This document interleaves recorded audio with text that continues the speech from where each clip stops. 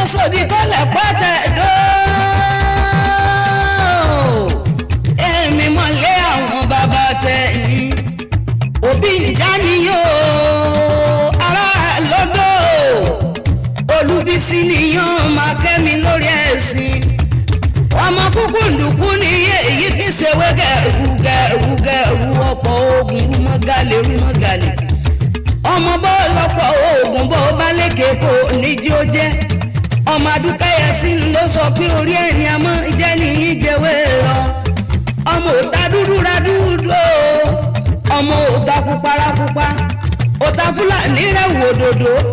Ọmọ ògbóbìnrin tà fowó ra tánná.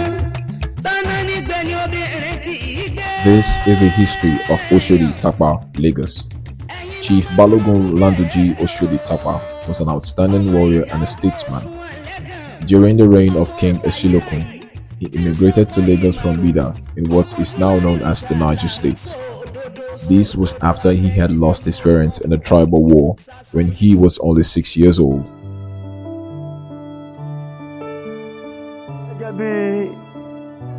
Nǹkan tí a gbọ́ lẹ́nu àwọn bàbá tí wọ́n bí wa tí àwa náà ta dẹ̀ tún kà nínú ìwé ìtàn a gbọ́ wípé Oshodi bàbá wa Landuji Oshodi pé ọmọ ọba ní ilẹ̀ Tapa pàápàá ní ìlú tí wọ́n pè ní Bida kó tó di pé ó wá sí Èkó nígbà tí ó ti wà ní ọmọdé láti kọ́ bí gẹ́gẹ́ bí nǹkan tá gbọ́ a máa lọ bí ọmọ 20 ọdún la gbọ́ pé ó dé sí Èkó.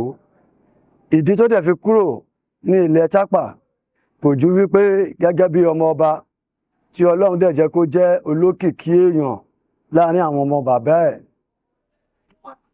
Ìdìtẹ̀ wà nítorí nígbà tí ó wà á gbọ́ pé màmá ẹ̀ ti kú nígbà tó wà lọ́mọdé ṣùgbọ́n nígbà kan tí bàbá wọn tí ààrẹ ò yá tó jẹ́ ọba wọ́n ní ọwá ń wá ọmọ tí ó bá lọ bá wọn já odi ẹ̀yìn bẹ́ẹ̀ nìkan máa wà lórí igi wọ́n máa fi àdá bẹ́ odi ẹ̀yìn yẹn pé ọmọ tó bá já kíkọjú máa wà lábẹ́ ọ̀pẹ ó máa mú ẹ̀yìn yẹn kó má bọ́lẹ̀ ṣùgbọ́n gẹ́gẹ́ bí a ti ṣe mọ̀ pé ẹ̀yìn ó kún fún ọ̀pọ̀lọpọ̀ ẹ̀gún nínú àwọn ìyàwó ọba tó kù kò sí ẹni tó máa fẹ́ kí ọmọ ẹ̀ kó gbérù gbésẹ̀ bẹ́ẹ̀ torí ó mọ̀ pé ìpalára máa pọ̀ fún ọmọ kó wá mú ẹ̀yìn tó ń bọ̀ láti òkè ṣùgbọ́n gẹ́gẹ́ bí ọmọ tó jẹ́ akin Oshodi farẹ̀ sílẹ̀ gẹ́gẹ́ bí kan tá gbọ́ wípé òun á ṣe kí bàbá òun kó lè lálàáfíà so ìgbà tó lọ tó bẹ́ ẹ̀yìn yẹn Oshodi mú ṣùgbọ́n gbogbo nígbà tó máa fi mú ẹ̀yìn yẹn gẹ́gẹ́ bí kan tá gbọ́ ó dàpá sí gbogbo gbáàyà ẹ̀ tó bà gbogbo inú ẹ̀ jẹ́ so nígbà tó lo nǹkan yẹn egbògi yẹn tí wọ́n lò fún bàbá wọn ara bàbá wọn yá bàbá wọn gbádùn nítorí ìdí nǹkan tí Oshodi ṣe yẹn bàbá wọn ti nífẹ̀ẹ́ tẹ́lẹ̀ nínú àwọn ọmọ ìfẹ́ yẹn tún wá pọ̀ sí nítorí pé ìfẹ́ yẹn wá pọ̀ sí gẹ́gẹ́ bí nǹkan tí a gbọ́ àwọn ẹ̀gbọ́n ẹ̀ àbúrò ẹ̀ tó kù wọ́n bẹ̀rẹ̀ sí dìtẹ̀ mọ́ nígbà tí bàbá rí pé ọ̀tẹ̀ náà pọ̀ dé bẹ́ẹ̀ gẹ́ bàbá wa sọ fún pé bóun ṣe ń wò yìí kẹ́mi ẹ̀ má lọ bọ́ tí òun bá kú tán ó wá gbà ní ìmọ̀ràn pé ó kúrò nílùú gẹ́gẹ́ bí nǹkan tá a dẹ̀ gbọ́ nínú ọ̀rọ̀ tí àwọn bàbá wa sọ wípé màmá ẹ̀ wípé ọmọ Yorùbá ni ṣùgbọ́n àfi bẹ́ẹ̀ rí ìdánilójú tó pọ̀ ń bẹ ṣùgbọ́n nígbà tí Oshodi kò ní ilẹ̀ Tapa ó mórílé ilẹ̀ Yorùbá pọ̀lú láti ó gba ojú omi ó dé Èkó gẹ́gẹ́ bí akíkanjú ní nǹkan tá gbọ́ jagunjagun ni tẹ́ bá wo ìdá nínú àwọn Tapa ológun ló pọ̀ nínú wọn nígbà ayé wọn so bàbá Oshodi fúnra rẹ̀ gẹ́gẹ́ bí nǹkan tá gbọ́ jagunjagun tó dájú ni so nígbà tó dẹ̀ máa kó nílẹ̀ Bida gẹ́gẹ́ bí ọmọọba bàbá ṣe ọ̀pọ̀lọpọ̀ àdúrà fún nínú nǹkan àmúṣagbára náà tí bàbá ní bàbá kó púpọ̀ nínú ẹ̀ fún ìyẹn ló wá lò nígbà tó dé Èkó ìgbà tó kọ́kọ́ dé Èkó gẹ́gẹ́ bí nǹkan tá gbọ́ wọ́n ní ó dé síbì kan oko ìrẹsì lẹ́kọ̀ọ́ ń bí ìyẹn wà lọ́nà Láfíàjì oko ìrẹsì ni tẹ́ bá wo èdè nǹkan tó ń pè ní Láfíàjì ara ilẹ̀ Tapa ni so oko ìrẹsì ní lẹ́kọ̀ọ́ ń gbà náà lọ́hùn nígbà tó dé síbẹ̀ àwọn Tapa ló ń ṣe ìrẹsì níbẹ̀ ṣùgbọ́n gẹ́gẹ́ bí Tapa ó dé sí Láfíàjì nígbà tí ó wá dé síbẹ̀ òkìkí kan kábíyèsí pé èèmọ̀ kan ti wọ ìlú nígbà tó dáfá pé èèmọ̀ kan wọ̀lú wọ́n ṣàfihàn ṣèyàn wọ́n dé Láfíàjì wọ́n rí níbẹ̀ nígbà tí wọ́n rí wọ́n mú ẹni tó rí níbẹ̀ babaláwo wọ́n pè ní Fágbèmí babaláwo ọba ni ó mú Oṣòdì ó mú lọ sọ́dọ̀ ọba nígbà tó tún dáfá pé irú ọmọ ló jẹ́ wọ́n rí pé akíkanjú ọmọ ni ṣùgbọ́n babaláwo yẹn kábíyèsí wá sọ fún pé kí ó sì lọ mú Oṣòdì sọ́dọ̀ ìyẹn Fágbèmí mú Oṣòdì ó tírèènì ẹ̀ nígbà tó tú àsìkò ó bọ́ sí palace lọ́dọ̀ ọba Ẹ̀ṣìlókun ló wà lórí àléfà ní ìgbà náà ó wà ní ìgà ọba gẹ́gẹ́ bí ìkọ́nú àwọn ìbígà nígbà náà so ó wà ń bẹ̀ ó ń gbé pẹ̀lú ọba pẹ̀lú àwọn ọmọ ọba. Some years later, one of the Portuguese merchants, a friend of King Ẹ̀ṣìlókun, asked the king to let 2 of his children accompany him to Portugal, and he promised to bring them back. The king was very wary of this offer, and he thought instead of risking the lives of any of his own children, he would offer 2 people loyal to him. Hence, he chose Oshodi and Dada Antonio to go with the Portuguese merchants. Nígbà tó yá nígbà yí ọ̀làjú àwọn òyìnbó aláwọ̀ funfun wọ́n wá ń ṣòwò ní àwọn Portuguese wọ́n wá ń ṣòwò lẹ́kọ̀ọ́ àwọn òyìnbó yẹn tó jẹ́ ọ̀rẹ́ ọba Ẹ̀ṣìlókun wọ́n wá pe ọba Ẹ̀ṣìlókun pé táwọn bá wá bá yín ẹni tí ó máa ṣe ògbúfọ̀ tó a máa túmọ̀ ọ̀rọ̀ kò fi bẹ́ẹ̀ sí ẹni tó gbọ́ àwọn kó fún àwọn ọmọ ẹ̀ ní kó fún wa ní ọmọ méjì nínú àwọn ọmọ ọba táwọn máa lọ train ní Western Life of Education tó máa kàwé tó dẹ̀ máa tún gbọ́n tó dẹ̀ máa gbọ́ èdè àwọn òyìnbó. Ẹ̀rù bà ọba Ẹ̀ṣìlókun wípé tí àwọn òyìnbó bá kó ọmọ òun lọ wọn ní dá ọmọ òun padà kàkà kí ọba Ẹ̀ṣìlókun kó mú ọmọ ẹ̀ lẹ̀ ó wá mú Oṣòdì Tapa Láǹdújì àti Dada Antonio kí kó bá àwọn òyìnbó yẹn lọ wọ́n mú wọn lọ níjọ́ náà lọ́hùn-ún tí ọba ìlú Èkó níjọ́ náà wọn ò mọ̀ pé dáadáa ni wọ́n ṣe fún Oṣòdì nígbà tí wọ́n lọ travel wọ́n lọ sí Portugal ó dé Amẹ́ríkà ó lọ sí Britain ó lọ káàkiri so nígbà tó pẹ́ díẹ̀ ó padà wálé dídé tó máa dé Ọlọ́run ti bless ẹ̀ nígbà tó dé ó wá jẹ́ tool agent fún kábíyèsí lọ́dọ̀ GL Geyser gbogbo èrè oko tó bá ń bọ̀ láti ìlú òyìnbó jọ́nà lọ́hùn Oṣòdì ní agent ọba tó máa gba commission on behalf of ọba Èkó jọ́nà lọ́hùn níbi tó ti ń ṣe yẹn Ọlọ́run gbé àìsíkì dé bá Oṣòdì òun náà di ẹni tó lówó lọ́wọ́ tó lókìkí tó náà ní àwọn ọmọlẹ́yìn tí wọ́n jọ ń ṣiṣẹ́ ogun jíjà káàkiri so ibẹ̀ ló wà títí nígbà tó máa fi dé láti ìlú òyìnbó yẹn tó máa kó ní ìgà ọba ó bọ́ sí Ológbowó ibi tí agboolé Oṣòdì wà níjọ́ náà lọ́hùn ibẹ̀ ni wọ́n fi ṣe headquarter UBA nísìn ní Marina tó ga gògòrò yẹn ó lọ bẹ́ẹ̀ lọ sí Old UTC lọ bẹ́ẹ̀ kanlẹ̀ sí Ológbowó lọ́hùn ní Niger House ó wọ ibi tó ń pè ní Ìtakọ́sẹ̀ Street so ibi tí agboolé Oṣòdì wà níjọ́ náà lọ́hùn nìyẹn. Oshodi never forgot the hands that fed him, so to speak. He continued to be loyal to the king and was made a chief, solely responsible for looking after the king's wives. He was the only one who would go into the queen's apartment to oversee repairs, if the need arose. Nígbà tí rògbòdìyàn àwọn Dàwọ̀mí dé bá ilẹ̀ Yorùbá, tí àwọn Dàwọ̀mí tó ń kó ẹrú káàkiri, wọ́n bẹ̀rẹ̀ sí kó ogun ja ilẹ̀ Yorùbá. Wọ́n dà ìgbà tí wọ́n jà lọ wọ́n dé ibì kan tí wọ́n ń pè ní Ìgbẹ́sà nígbà tí Onígbẹ̀sà rí pé àwọn Dàwọ̀mí tí ń bọ̀ kó àwọn aráàlú òun lẹ́rú àti pàápàá òun gangan fúnra òun lè má safe wọ́n lè mú òun náà lẹ́rú gẹ́gẹ́ bí ọba ó sá kúrò ní ìlú Ìgbẹ́sà ó sá wá sí ibi tí à ń pè ní Oṣòdì lénìí ibẹ̀ ló wá sá pamọ́ sí ibẹ̀ ló wà tó ti wá rí ìkan nínú àwọn ọdẹ apẹ̀yìn níjọ́nà lọ́hùn tó ṣe ọdẹ lọ sí Oṣòdì láti olówó gbowó tó jẹ́ ìkan lára àwọn ọmọ ẹ̀yìn Oṣòdì tó ṣe ọdẹ lọ sínú igbó lọ́hùn lóṣòdì oko. Ìgbà tí yẹn rí ó júwe ara rẹ̀ gẹ́gẹ́ bí ọba òun ọba ìlúbi tó jẹ́, nǹkan tó fà á tó fi sá kúrò tó fi sá wá sí ibi tó wà.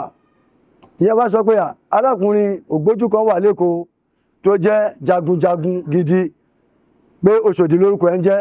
Ọba Ìgbẹ̀sà wá ní kọjọ́ ó wá rán arákùnrin yẹn Akésọdẹ lórúkọ ẹ̀, Akésọdẹ tó wá rán sí Oṣòdì ní olówó gbowó pé báyìí ni condition tí òun wà. Ìgbà tó Oṣòdì gbọ́ iṣẹ́ ọba, Oṣòdì tamọ́ra pẹ̀lú àwọn ọmọ ẹ̀yìn ẹ̀, wọ́n lọ síbẹ̀. Ó rí kábíyèsí ọba Onígbẹ̀sà, ó ṣàlàyé nǹkan tí ó ṣẹlẹ̀ fún. So ìgbà tó Oṣòdì gbọ́ bẹ́ẹ̀, Oṣòdì ní kí bàbá kó fọkàn balẹ̀ pé kò ní séwu. So Oṣòdì mú gba àwọn ọmọ ẹ̀yìn ẹ̀ níjọ́ náà lọ́hùn. Ẹni tó jẹ́ olórí wọn jọ́ náà òun ni bàbá wa Ọdúnlámì Òpé, òun ló lórí ọmọ ogun Oṣòdì níjọ́ náà lọ́hùn. Ó wá pín wọn káàkiri gbogbo ìgbèríko ibi tí àwọn Dàòmí lè gbà wọlé láti wá kó àwọn ará Ìgbẹ̀sà lẹ́rú. Gẹ́gẹ́ bí ẹni tí wọ́n ti mọ̀ pé jagunjagun tó lágbára púpọ̀ ni. Nígbà tí àwọn Dàòmí gbọ́ pé Oṣòdì ti wà ní agbègbè Ìgbẹ̀sà, wọn ò lè wọ Ìgbẹ̀sà mọ́. Wọ́n lọ, wọ́n kógun ja Abẹ́òkúta, wọ́n kógun ja àwọn ilẹ̀ Yorùbá tó kù, ṣùgbọ́n wọn ò lè dé Ìgbẹ̀sà.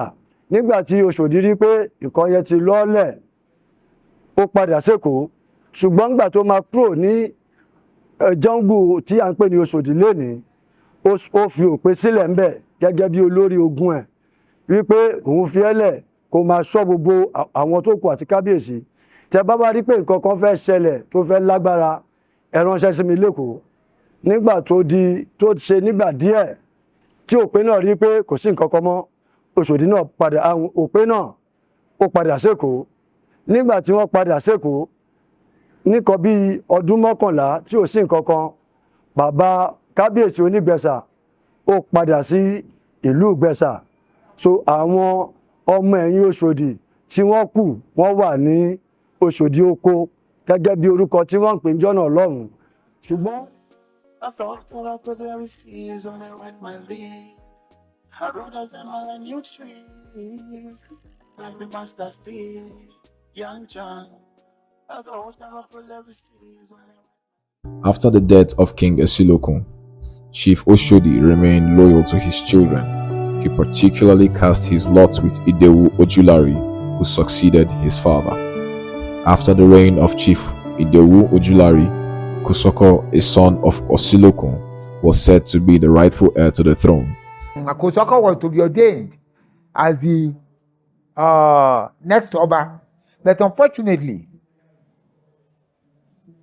he was not around. He was on an exile.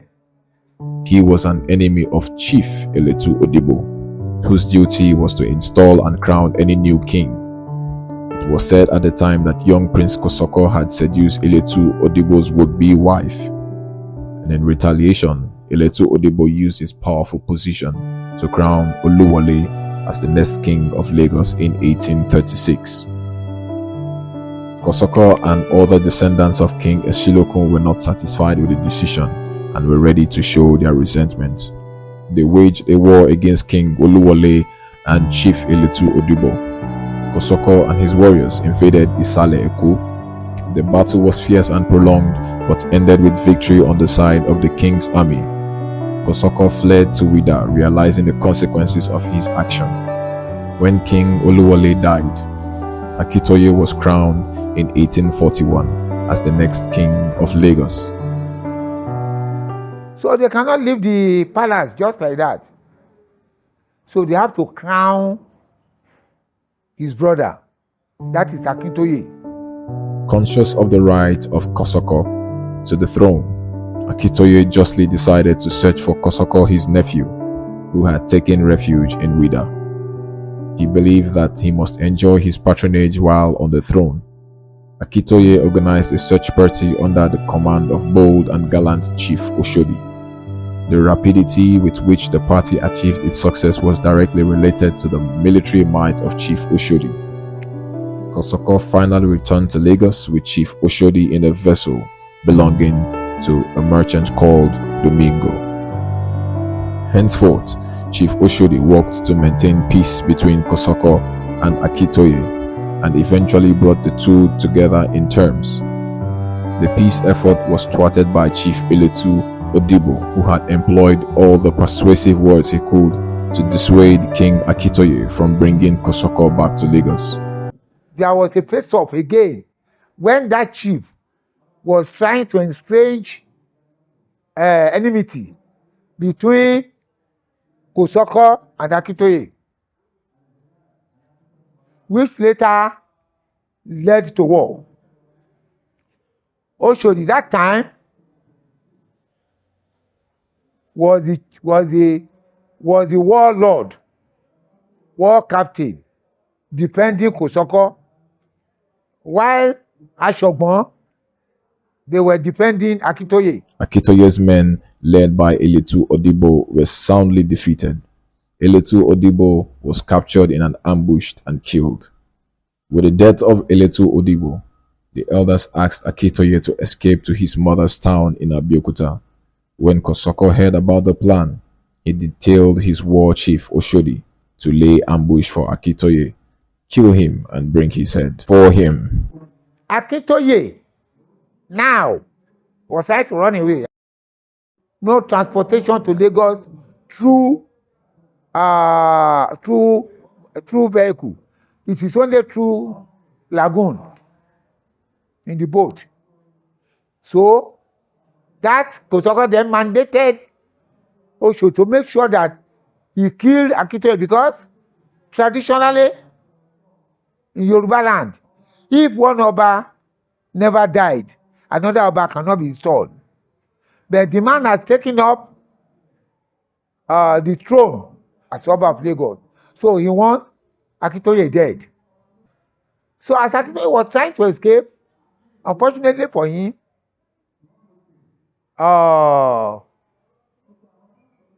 Oshodi detected him inside the boat where he was hiding. Immediately he saw Oshodi, and he has got the knowledge that Akitoye has asked for his head. You know, when you ask for somebody's head, automatically that person wanted you killed. He started feeling jittery and be begging Oshodi. So he said, "Don't worry. Go in peace and come back in peace." When he came back, because of that, Akitoye has to pray for Oshodi that for sparing my life. No family will be more reputable than your family in Lagos, which is happening today. In the whole of Lagos, rarely you see a family that will be as large as Oshodi family. That is that. When he got back to Kosoko, he told Kosoko, Akitoye charmed him and he slept off. Kosoko knows that Akitoye can never escape Oshodi. So that was how Akitoye escaped, through Badagry, connected Abeokuta, because his mother is from Abeokuta. In 1845, Kosoko defeated Akitoye and ascended the throne. In the meantime, Chief Oshodi remained Kosoko's Abagbon war chief. While in exile, Akitoye appealed to the British government for help to restore him to his throne. Getting to Abeokuta, he connected England. Then the white men came to support him. I don't understand. During the course of that support, there was a fight, a war between Kosoko's army and the British. Nígbà tí ogun yẹn dẹ̀ máa ṣẹlẹ̀, Oṣòdì bọ́ sẹ́yìn Òṣọ́pọ̀ pọ̀lá Òpé pọ̀lá àwọn ọmọ ogun tó kù. Púpọ̀ nú àwa tí a wà lẹ́pẹ̀tẹ̀dó lénìí olóògbó la wà. Nígbà tí ogun yẹn bẹ̀rẹ̀, ogun náà le púpọ̀. Débi pé àwọn òyìnbó ń jọ́ náà, wọ́n lérò pé àwọn èèyàn dúdú wọ́n fojú kéré wọn wípé kò sí nǹkan tí wọ́n máa ṣe. Nígbà tíjà bẹ̀rẹ̀ wọ́n kọ́kọ́ bẹ̀rẹ̀ sí ní ró àgbá, àwọn Oṣòdì wọ́n gbẹ́ ihò táwọn jagunjagun máa ń gbẹ́ láti Ológbowó jọ́nà lọ́hùn, wọ́n gbẹ́ dé etí omi ní Mẹ̀kún ẹ̀. Níjọ́nà lọ́hùn wọn ò tí ì gbẹ́ gbogbo àwọn màrínà, kò tí ì jì tó nǹkan tó jìn báyìí jọ́nà. So wọ́n wá lọ gé igi ọ̀pẹ, wọ́n lọ kó sínú ọ̀sà láti lè rí wípé láti fi disturb mú.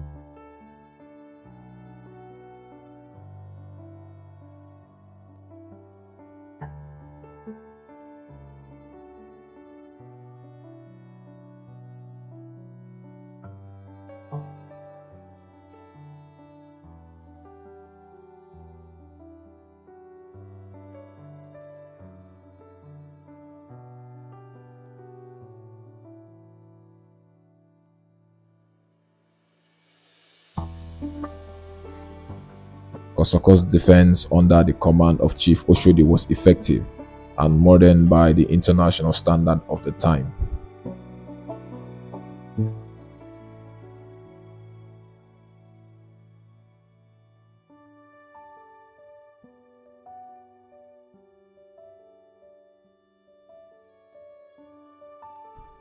After 9 days of consecutive serious military actions, the British fleet unleashed excessive gunpowder, which resulted in the defeat of Kosoko's fleet under this unfavorable condition.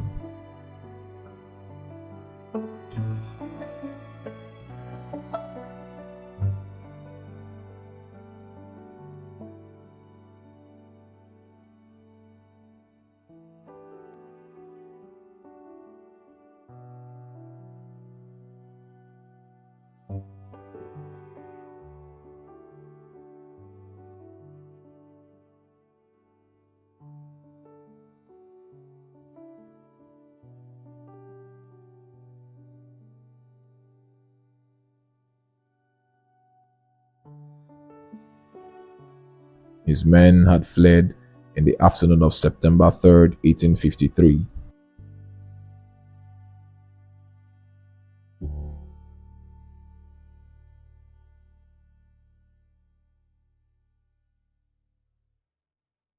Dosumu was formally installed as the King of Lagos. Although the war seemed to have ended with Kosoko in exile, there were sporadic raids on Lagos from Ekpe, disturbing the peace and trade of the island.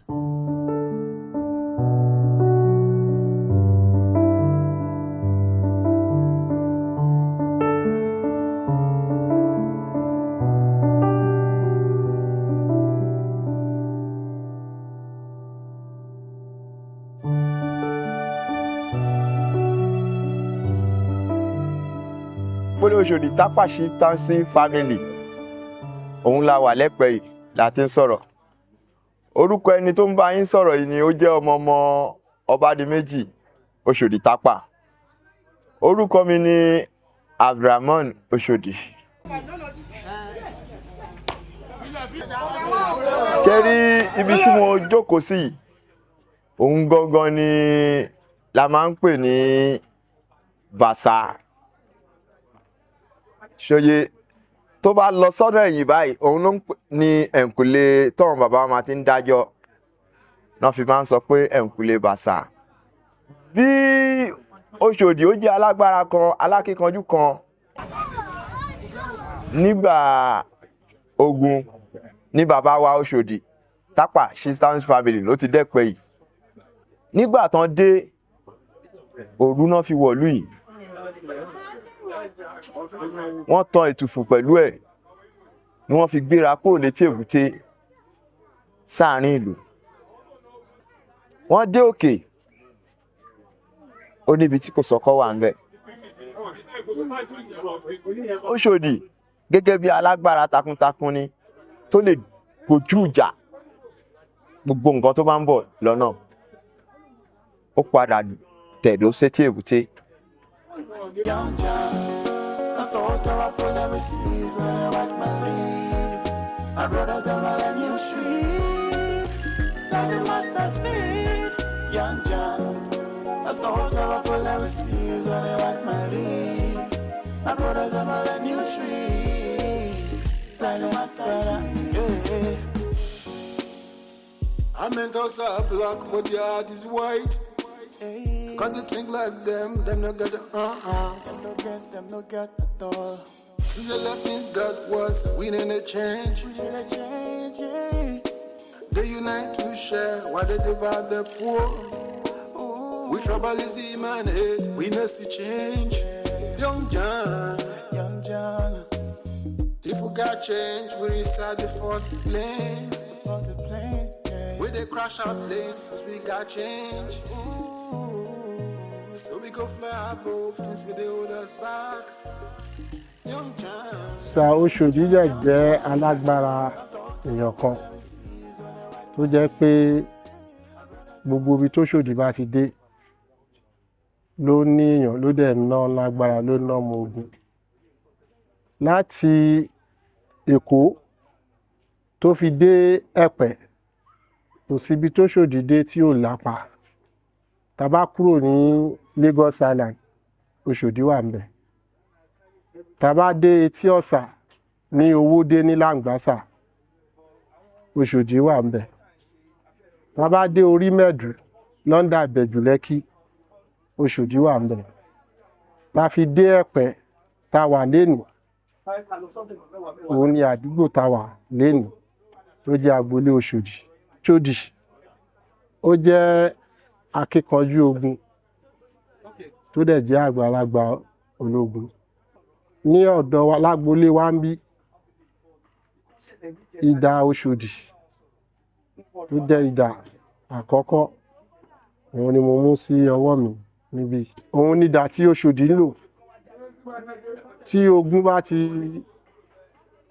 gbogbo ìgbà tí ogun bá ti yá tó Oshodi bá ti pè tó ti lè fa idà yíyọ tó nawọ́ ọrùn idà yìí sókè, ó ń jẹ́ kó yé pé kí gbogbo ọmọ ogun kó lọ múra ìjà ti yá. Tó bá dẹ̀ ti pè tí idà yìí bá ti lè lọ sókè báyìí tó ti nà sókè, everybody ti wà alert. Ibi tó bá ti nà dà yìí sí ìbẹ̀lẹ̀ everybody máa face.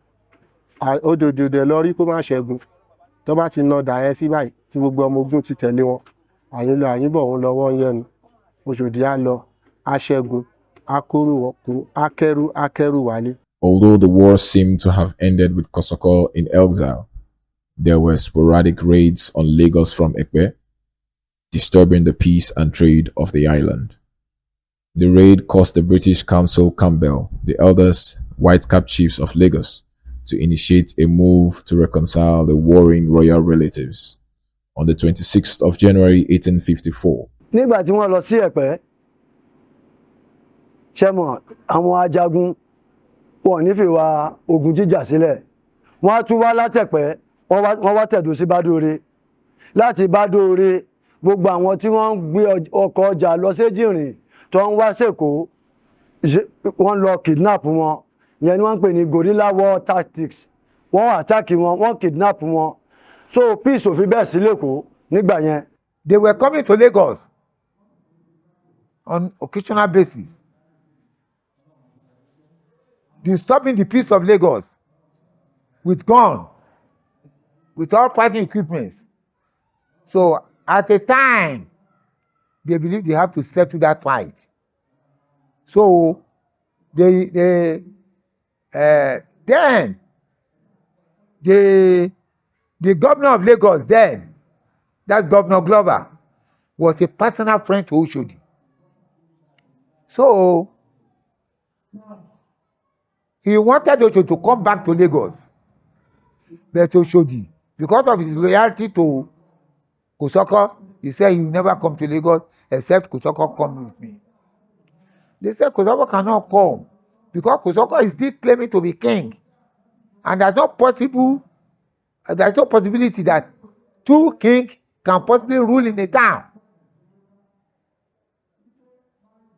So then they organized for how to settle the fight. Then they invited Oshodi and his people from Ekpe. They never wanted to come because they were fearing that if they come to Lagos, they can arrest them. Then they told the British that they should come to Ekpe. The British also are fearing because you know the type of person Oshodi is. They say, okay, let us organize this settlement on a neutral ground. This conference, historically known as Langbasa meeting, was held at Egbekin, Palava Island. About 4 months after King Dosumo's coronation, the British Council Party included the commander of HMS Plateau with other officers command under his, and Kosoko's party, which included Chief Oshodi Tapa and Chief Onisemo Adeburusi of Ekpe. They came out without Kosoko, about 60 canoes, each containing 40 men. King Dosumo was represented by several white-cap chiefs and war chiefs. At the opening of this remarkable conference, the Ekpe people, led by Chief Oshodi Tapa, expressed their strong desire to return to Lagos, to the British Council, and be at peace with their friends and relatives. Chief Oshodi proposed that Kosoko be allowed to return to Lagos and live as a private person. Gẹ́gẹ́ bí ìgbésẹ̀ tí Oshodi gbé, wọ́n ní àwọn fún Oshodi ní ààyè kó padà wá s'Èkó gẹ́gẹ́ bí aṣojú àwọn ará Ẹ̀pẹ́, gẹ́gẹ́ bí ambassador. Oshodi dẹ̀ sọ fún wọn point blank pé òun ò ní wá sí Èkó until tí wọ́n bá jẹ́ kí Kosoko náà kí ó padà. Ṣùgbọ́n èsì tí àwọn òyìnbó fún Oshodi ní pé àwọn ò lè gbà kí Kosoko padà s'Èkó, torí wọ́n ti lérò pé tí Kosoko bá padà, Kosoko tún bá padà béèrè ibi tó ti kúrò. So èsì tó fún Oshodi ní pé ọba méjì kò lè gbèlú. So ìyẹn ló fa ìdí tí Kosoko àti Oshodi kò ṣe padà ní àsìkò ìgbà tí wọ́n sọ fún wọn pé kí wọ́n padà nìyẹn.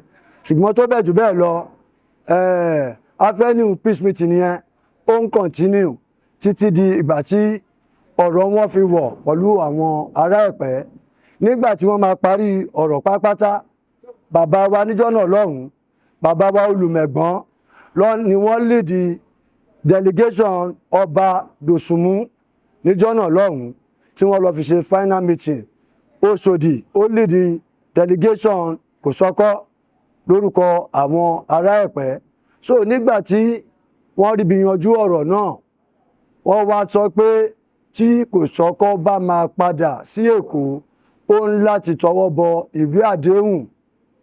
So ọ̀rọ̀ pọ̀ púpọ̀ lórí ìwé àdéhùn yẹn, ṣùgbọ́n èyí tó jẹ́ pàtàkì jù ń bẹ ni wípé bàbá wa Kosoko níjọ́ náà lọ́hùn pé tó bá padà s'Èkó kò ní sọ wípé òun tún fẹ́ dù pé òun fẹ́ padà sórí àléfà àtijọba Èkó mọ́.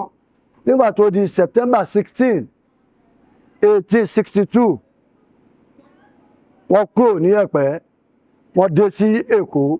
Bàbá wa Kosoko gẹ́gẹ́ bí oyè tó ti jẹ tẹ́lẹ̀ nígbà ayé bàbá wa Akíntóyè Ọlọ́jà Ereko of Lagos, wọ́n bọ́ sí Ereko wọn padà.